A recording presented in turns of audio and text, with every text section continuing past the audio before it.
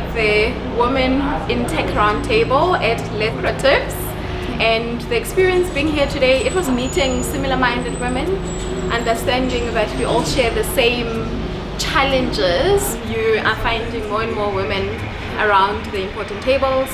You are finding more and more spaces like this today where women can compare notes and lift each other up. I think as women we put ourselves under unnecessary pressure to be all and do it all. So when you're starting your career, definitely understand the landscape. What am I working with? And I mean, being a woman is a gender.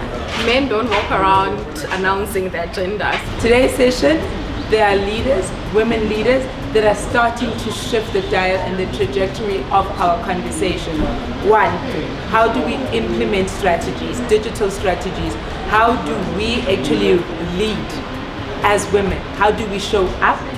And not in the sense of showing up as women in the workplace, but showing up as leaders, as tech leaders, and also just mentors that mean something to the next generation. Because we are here to leave a legacy. And if we don't do that, then basically we failed the next generation of women. Who they want to become, what is the mark that they want to leave in the technology sphere. So I think it's important to also just have that attitude where you try things, know what is happening within your teams, start engaging on a personal level and not through systematic and structural, systems as we have traditionally done. And I think for me, what's going to shift in the industry is not so much about the technology, it's more about the business models. To look at where else can we start growing, in what other areas can we start, pursuing growth over and above who we have traditionally been.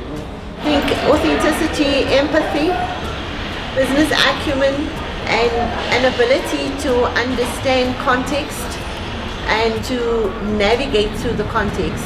Find the problem in your organization and see which of those you can solve, and then go and look at the digitalization applications that you can add to that. And when you solve a good business problem in any organization, it doesn't matter what your gender is, people take note. We spoke a lot about uplifting the underrepresented.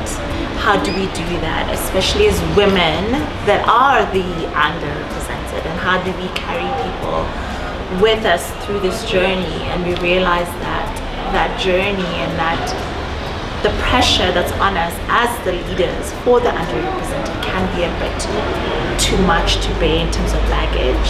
There's a feeling of you still have to fight, that you have to sort of like, hey, hear me. I have something to say, listen to my voice and the voice that I represent. So I think there's a lot of work that still needs to be done. But the conversations we're having now are not the same conversations around how we get in. We're now in those leadership positions, we've grown, and we started to pull the guys up. But the problems we're discussing now is more around how do we make sure that the same challenges that we had are not the challenges that the guys had. And I think also COVID, load shedding, all those type of challenges that are happening, we're having to navigate different type of challenges over these last few years.